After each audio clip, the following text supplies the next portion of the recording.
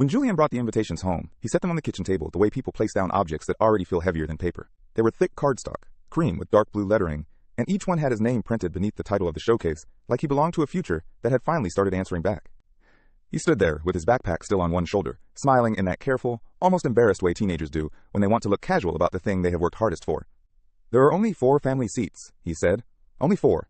He said it lightly, but I could hear the apology already building underneath it. That is what children do when adults have taught them to expect emotional weather around simple facts. Julian was 17 and had spent the last year in a city apprenticeship program for industrial design students. It was one of those competitive high school partnerships people talk about like a bridge to the rest of your life. Nights in the workshop, portfolio reviews, Saturday lab sessions, mentors who either sharpened you or ignored you, a final spring showcase where students presented their prototypes, met local employers, and, if they were lucky, walked away with offers, scholarships, or at least the kind of introduction that changes the next 5 years. For Julian, it meant everything. Not just because he was good at it, because it was the first thing he had chosen for himself without having to be dragged toward it. He had always been bright, but brightness is not the same thing as momentum. At 14, he was already doing that dangerous teenage drift, where effort starts to look embarrassing, and disappointment begins to disguise itself as not caring. Then a shop teacher put an old drafting pencil in his hand, showed him how to turn an idea into angles and measurements, and suddenly he had a language that made sense to him. By 16, he was building desk clamps out of reclaimed wood, sketching chair frames on receipts, and explaining hinge tension over dinner like he had personally invented leverage. So when the showcase invitations appeared, I knew the room would matter to him, in a way he would never say directly. My ex-wife Naomi knew it too. Naomi and I had been separated for 6 years, and divorced for 4. We were not one of those miracle ex-couples who take beach vacations together and call it maturity, but we had gotten good at the kind of steadiness that matters more. We answered texts, we showed up to conferences. We did not ask Julian to carry our old damage like extra luggage into his own life. That should not be rare, but apparently it is.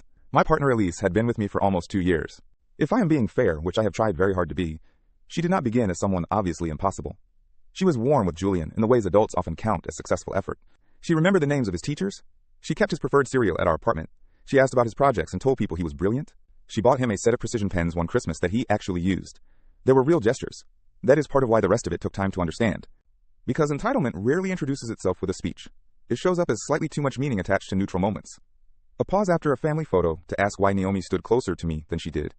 A joke about how someday we would have to update the school contact form so it looked more current.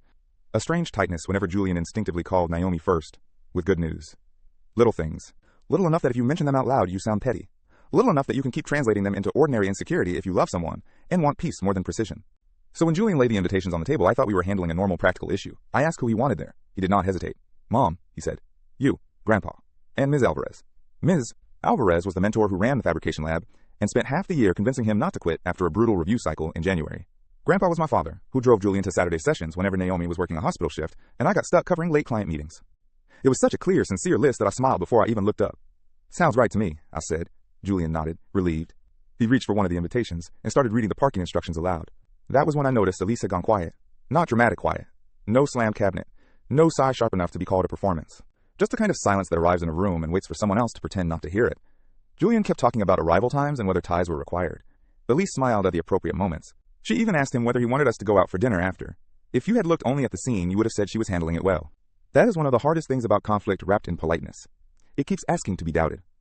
Later, after Julian left for Naomi's place with the invitations in his backpack, Elise stayed in the kitchen rinsing an already clean mug. I asked if something was wrong. She said no. I just didn't realize the list was already decided. I told her Julian had just made his choice quickly. She shrugged, still facing the sink. "I know," she said. "I'm just surprised there wasn't even a conversation." There it was, soft enough to sound reasonable, vague enough to invite negotiation. I said there had been a conversation. Julian had 4 seats, and he chose the 4 people he wanted there. She dried the mug slowly and set it down. Then she said, "So where does that leave me?" If she had asked whether it hurt, I could have answered that. If she had said, "I know this isn't about me, but I still feel left out," I could have held that with her. But where does that leave me was not a feeling. It was a ranking question. I told her the event had limited space, and Julian was thinking about the people who had been directly tied to the program. She looked at me then, not angry, not tearful, measured.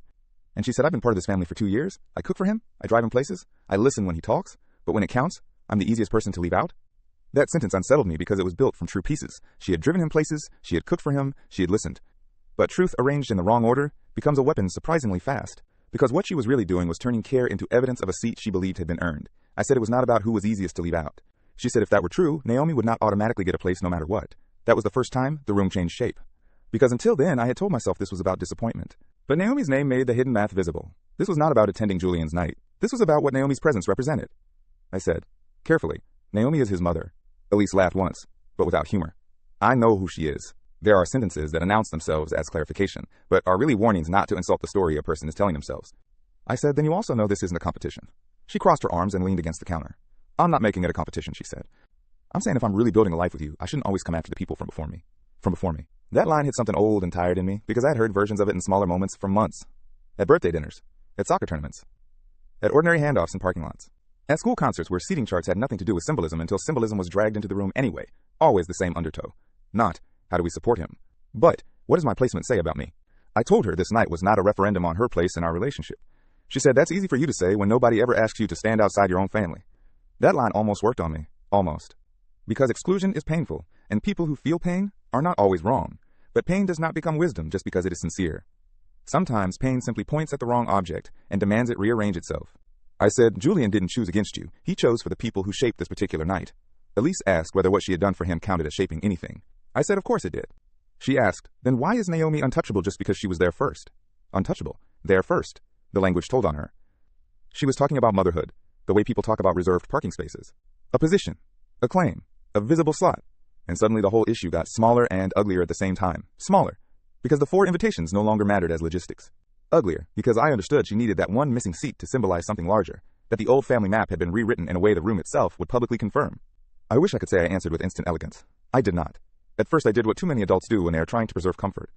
I negotiated around the edges of a truth that should have been said plainly. I mentioned standing room. I mentioned maybe there would be extra chairs if some mentor's relatives canceled. I mentioned dinner afterward, as if celebration were a fungible substance that could be redistributed to soothe whatever was happening. Elise let me talk. Then she said the sentence that ended the confusion. If I'm really family, I shouldn't have to lose my place to your past. Lose my place to your past. That was the moment everything became clear, because Julian was not my past. Naomi was not my past in the way Elise meant it either. She was not some unresolved romance haunting the present. She was the mother of my child and one of the people who made his life possible. The apprenticeship program, the late-night supply runs, the tuition forms, the transportation calendar, the weeks of encouragement when he was convinced he was not talented enough to keep going. None of that belonged to the past. It belonged to the architecture of his actual life. And Elise was asking his milestone to flatten that architecture into a cleaner picture she could live inside more comfortably. I remember looking at the 4 invitations still sitting on the table. One for Naomi, one for me, one for my father, one for Ms. Alvarez. Small rectangles, but suddenly they felt almost ceremonial. Not because of where they would get people seated, because of what they had exposed. I said, very quietly, this is not your place to lose. Elise stared at me. I kept going because I knew if I softened the sentence too quickly, we would be dragged back into the fog of fairness language. I said, this isn't a marriage test. It isn't a public ranking of who matters most. It's Julian's night, and he named the 4 people he wants in the room. I'm not going to ask him to turn that into emotional bookkeeping for us. She asked if I was really comfortable letting her be publicly excluded. Publicly excluded. Again, the event in her mind was not a showcase. It was a stage. And the fact that she would not be on it meant something to her that no explanation could erase. I told her that inclusion and validation were not the same thing. I told her being loved by me did not entitle her to symbolic priority in every corner of Julian's life. I told her, maybe more sharply than I intended, that if a child's milestone has to certify your importance, then the problem is not the seat. She cried after that. Real tears, I think. That matters to say. I am not interested in turning her into a villain with dead eyes and cartoon motives. I think Elise did feel hurt. I think she did want a visible sign that her role in our lives mattered. I think she had been quietly losing to invisible comparisons she could not control and had decided this invitation was where the score should finally change. But sincerity does not make an unhealthy demand healthy. And if I learned anything useful that night, it is that adult insecurity often borrows the language of fairness when what it really wants is hierarchy. Julian came back the next evening to drop off a folder he had forgotten. Before he left, I asked him one more time whether he felt settled about the invitations. I asked carefully, without loading the question. He looked at me like I was overcomplicating something obvious. Yeah, he said. Why? I told him I just wanted to make sure he didn't feel pressured. He shrugged. I know who I want there, he said. Then, after a pause, he added, Dad, I don't want this turning into a whole thing. There is a particular shame in hearing your child ask you to protect his milestone from adult meaning-making. Not because he had done anything wrong. Because he had noticed enough to worry. I told him it would not become a whole thing. And then I realized that promise required me to stop negotiating with the wrong premise entirely. That night I told Elise the invitation list was final. No extra conversations with Julian. No suggestion that one of the seats be reconsidered. No emotional pressure campaign disguised as openness. She said I was choosing Naomi's comfort over hers. I said no. I was choosing Julian's clarity over everyone's insecurity. She said I was making her feel like a guest in her own life. That sentence might have wrecked me 6 months earlier.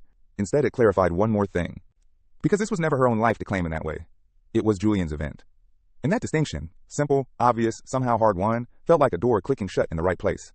The week of the showcase was awkward. We were polite to each other in the brittle, overly organized way people become when the real argument has stopped being negotiable.